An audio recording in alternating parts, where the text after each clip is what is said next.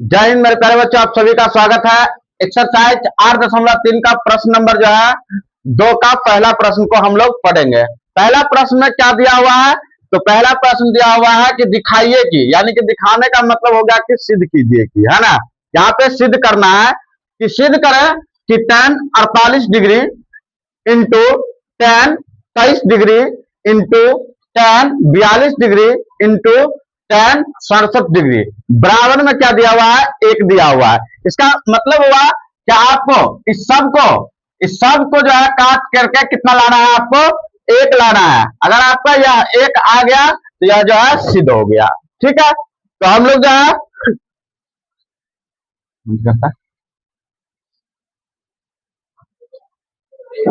चलिए, तो प्रश्न जो दिया हुआ था, तो इस प्रश्न में जो है हम लोग करेंगे क्या? इस क्वेश्चन को हल करेंगे। तो हल करेंगे तो क्या लिखना होगा आपको कि tan 48 डिग्री यहाँ पे क्या है? इंटू इंटू इंटू दिया हुआ है। ठीक है, बराबर में। तो आपको यहाँ पे LHS है क्या? तो हम लोग लिखेंगे LHS। LHS में आपको एक चीज ध्यान में रखना होगा। क्या ध्यान में रखना होगा? तो आपको इस सवाल में 90 डिग्री पुराना होता है। ठीक है, ये बहुत ही महत्वपूर्ण है। तो आपको ये समझ लो कि 48 डिग्री या 23 डिग्री क्या 90 डिग्री पुरता है? बताओ, पुड़ेगा? नहीं पुड़ेगा। तो इसका मतलब है कि 23 डिग्री हम लोग इसके साथ में नहीं रखेंगे। समझ में आया बात? तो हम लोग किसको रखेंगे? तो लिखेंगे यहाँ पे पहले tan 48 डिग्री इंटू, अब देखो हम यहाँ पे अगर 42 रखते हैं तो 42 और 48 को अगर हम लोग एक साथ करते हैं तो कितना होता है? 90 डिग्री होता है। तो इसका मतलब हो गया कि हम जो है यहाँ रखेंगे क्या? इंटू में tan 42 डिग्री। ठीक है, अब देखो tan 23 है तो इसको भी हम लोग tan 23 डिग्री इंटू, यहाँ पे इंटू आप रखिए अभी या नहीं रखिए कोई फर्क नहीं पड़ता। ठीक है, नहीं पूछा तो इसका मतलब इंटू ही रहता है ना। tan 67 डिग्री, देखो 23 डिग्री और 67 डिग्री कितना होता है? 90 डिग्री होता है ना। यानी कि 23 और 67 को हम लोग जोड़ेंगे तो कितना हो जाएगा? 90 होता है। इसका मतलब है कि ये जो है हम लोग जो है इसको हम लोग फॉर्मूले पर बैठा देंगे, है ना। चलिए, तो अब हम लोग यहाँ क्या करेंगे? सबसे पहले इसको लिखेंगे tan, ये हम लोग LHS में, जो आपका LHS का मतलब होता है कि लेफ्ट हैंड साइड में जो चीज है ना, उसको हमने लिख लिया। साथ साथ में क्या किया? हमने सजा भी लिया। ठीक है, यानी कि एक सिद्ध में सजा लिया इसको। अब देखो tan 48 डिग्री है तो मैंने इसको क्या कहा? इस क्वेश्चन में आपको, इस चैप्टर में हम क्या कहते हैं कि एक को पकड़ो तो एक को छोड़ दो, है ना। जैसे है वैसे ही छोड़ दो। तो जैसा कि हमने tan 48 को क्या किया? मैंने छोड़ दिया, उसको कुछ नहीं करना, आपको जैसे है वैसे ही लिख दो आप। ठीक है, तो मैंने रख दिया। अब देखो tan 42 का अगर मान लिया जाए, tan 42 का अगर हम लोग फॉर्मूला यहाँ पे लागू करते हैं तो tan थीटा को क्या लिख सकते हैं हम लोग? गुना में लिख सकते हैं 1 बाई cot थीटा। क्या बताओ? tan थीटा देखो यहाँ पे tan थीटा बराबर क्या होता है? 1 बाय cot थीटा। समझ में आ रहा बात? अब देखो tan थीटा, थीटा की जगह पे कितना है? 42। तो देखो tan थीटा बराबर 42 के जगह पे हम क्या लिखेंगे? आप तब वो 1 बट्टे cot थीटा, थीटा की जगह पे 42 है ना। तो यहाँ लिख लिया मैंने 42। समझ में आया? देखो इस क्वेश्चन को हम और स्पीड बढ़ा सकते अगर कहोगे तो, है ना। लेकिन अगर आप तुमको समझा रहे हैं इसलिए हम लोग धीरे चल रहा है। ठीक है, तो आप समझिए सही से। तो 1 बाय cot 42 डिग्री गुने, यहाँ पे गुने हम लोग लिख लेंगे। ठीक है, अब देखो यहाँ कितना है? tan 23 degree. ठीक है, तो tan 23 डिग्री, तो tan 23 डिग्री इंटू, अब देखो tan 67, इसका भी हम लोग फॉर्मूला लागू करेंगे, है ना। इसका भी फॉर्मूला लागू करेंगे तब यह कितना हो जाएगा? 1 बाय cot 67 डिग्री। ठीक है, ये समझ में आ गया। चलो, अब देखो यहाँ पे करना क्या है?